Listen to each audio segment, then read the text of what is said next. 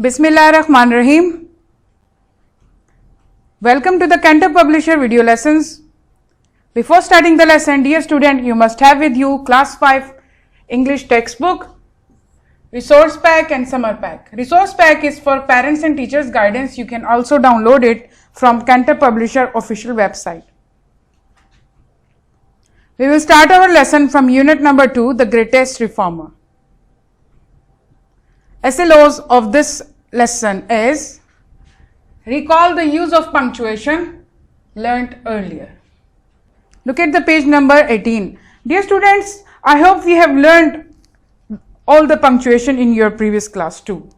Punctuations are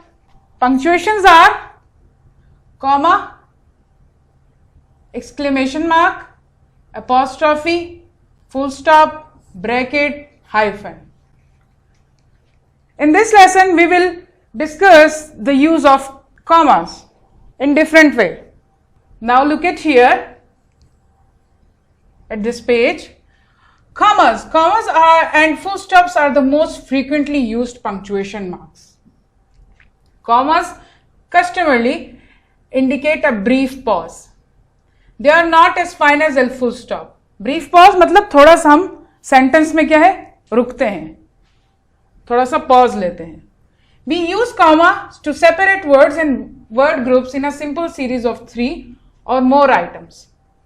Separate means अलग करते हैं words को हम, या 2-3 आइटम अगर किसी सेंटेंस में होते हैं तो हम कॉमा लगा के उसको अलग करते हैं. कैसे? Comma shows where to take a single slight pause. Look at here the examples. How we separate the items in one sentence and take a slight pause. Here we are taking a slight pause. थोड़ा सा रुकते हैं हम. कैसे? I bought 2 apples. We added comma here, 3 oranges and some grapes. But always remember that if we have 3 or 4 noun in a one sentence and we are separating it by putting comma, but in the last one you have to put and here. Before the last noun, this is the last noun here, some grapes here, you have to put and here. Before 2 we have added a comma here.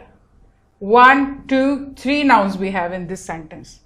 Now we are separating it by adding comma here. So before the last noun you have to put and here.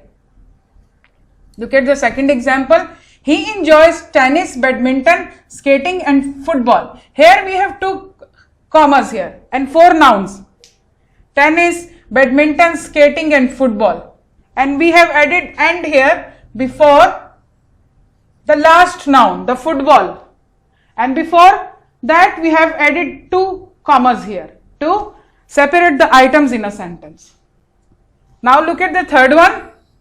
At school we study English, Math, Science, History and Geography. Now we have 5 nouns here, 5 subjects.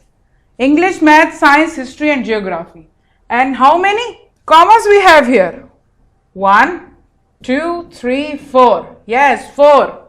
Keep on counting. When we have 5 nouns, we will put 4 commas.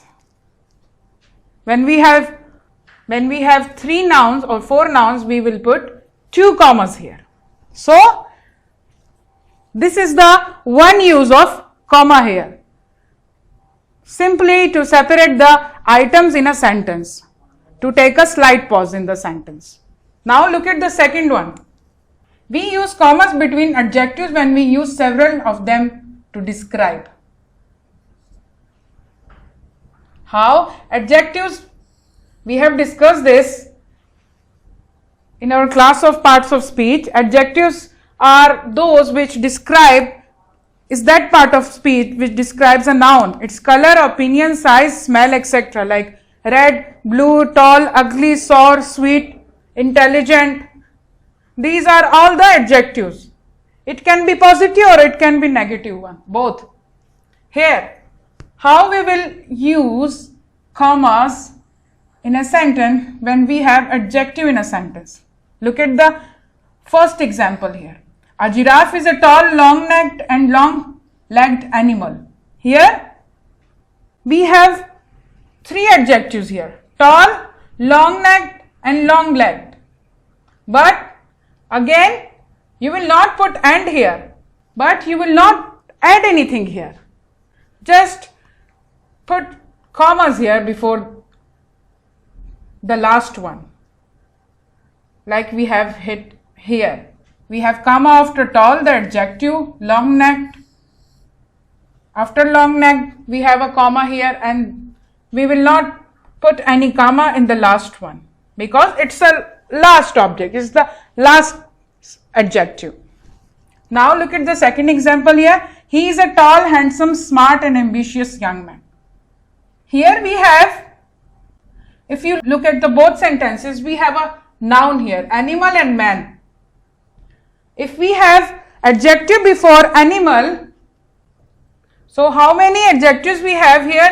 Tall, handsome, smart and ambitious is related to young man. So no need to put here, comma here. We simply added and here. So tall, handsome and smart and ambitious are the adjectives here. But the ambitious here is related to the man. We will pronounce it together. So no need to put comma here. We simply add and here. How many commas we have in this? 2 commas. Now look at the third use of comma here. We use a comma after yes and no and before or after please in sentences. We also use comma before or after the name of the person spoken to or you are speaking to. For example, here we can say no, it has stopped. We have added a comma after no. Good morning, yes, when we greet someone like greeting the good morning or evening or afternoon, we will put comma here. After that, you can see we have added comma here after good morning. Look at the third one. Can you tell me what time it is, please? We have read here, we will add comma after or before the please in a sentence. So, before the please, we have added comma here. Look at the fourth one. Yes, it's a 3:15, Aleem. So, we take a slight pause here before the noun, Aleem. And we added a comma here after yes here, because we add comma after yes, no or before or after please on or when we talk to someone or the person being spoken to or you are speaking to a person, we add a comma. Now look at here, this one, the fifth use of comma. Comma are used to show a brief pause. Brief pause मतलब थोड़ा सा हम ज़्यादा break लेते हैं, थोड़ा सा हम ज़्यादा रुकते हैं. Look at the example here. Unfortunately, she injured her knee. She was in the activity room listening to the music on the radio. Here we have taken a brief pause and continued our sentences. Here we can see it's a long sentence. It's a simple sentence here. This is also simple. We have 2 simple sentences here. Let's take an example of this one. He was tired. He is sleeping in the room.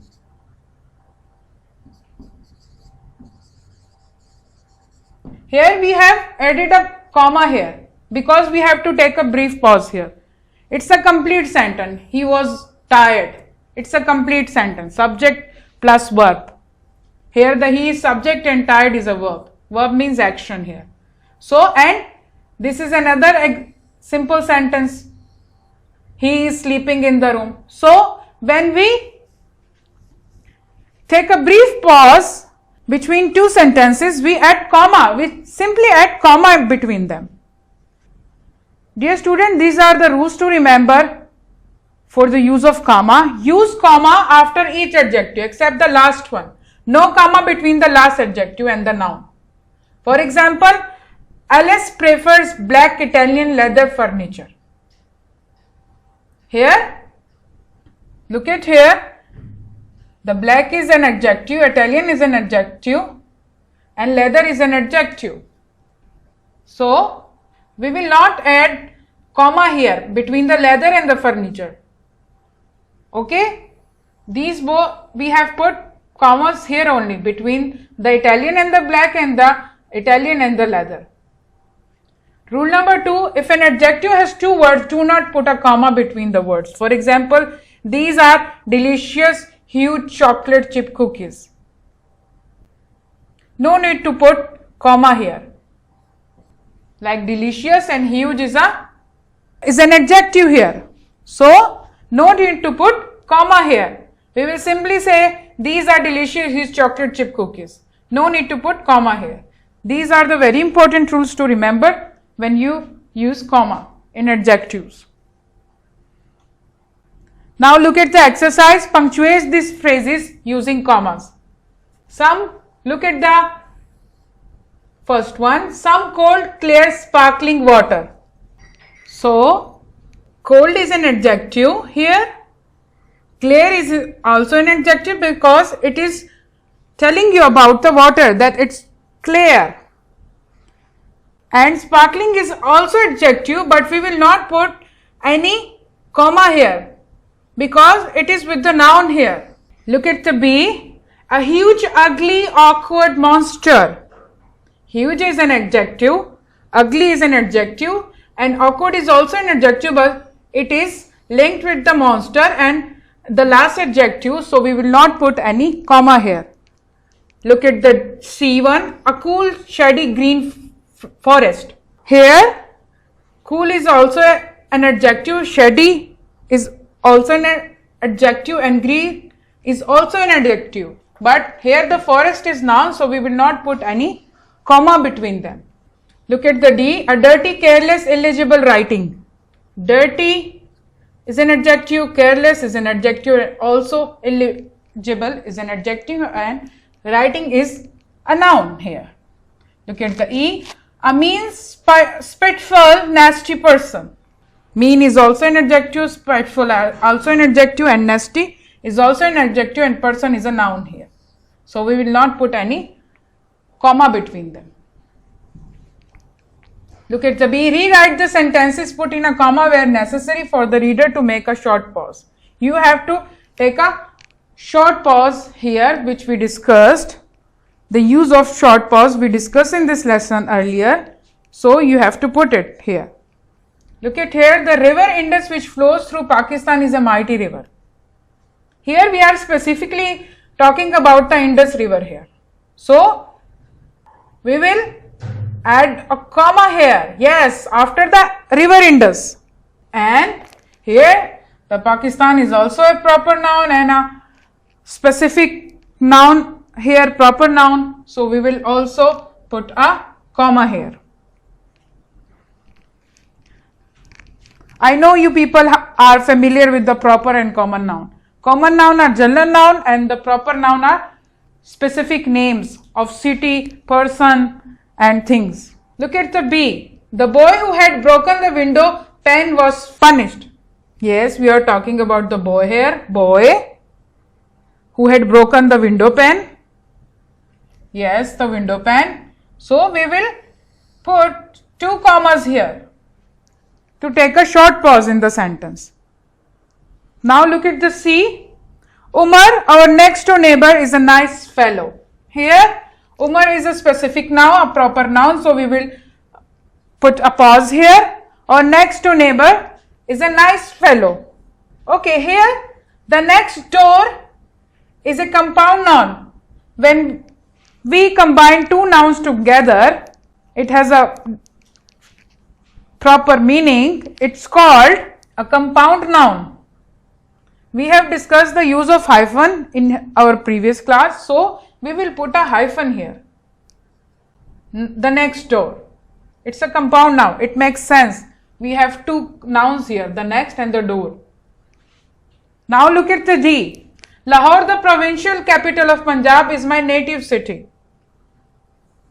Here the Lahore is a specific noun, a proper noun. So we will put comma here. The provincial capital of Punjab is my native city. Here the Punjab is also a specific noun. So we will put comma here. Dear student, this is your homework from Summer Pack, page number 10. I hope you can do this very easily because we have discussed different use of commas in this lesson. This is also your homework task from Summer Pack, page number 12. And this is a home task from your textbook here, from page number 14. What you need to do, you have to read these paragraphs on this page from unit number 2, the greatest reformer. And you need to underline the use of commas here in these sentences. All the uses we have discussed with adjective, with brief pause and with the short pause. You have to underline it in this page. I hope you will do this and you enjoyed my lesson. Thank you.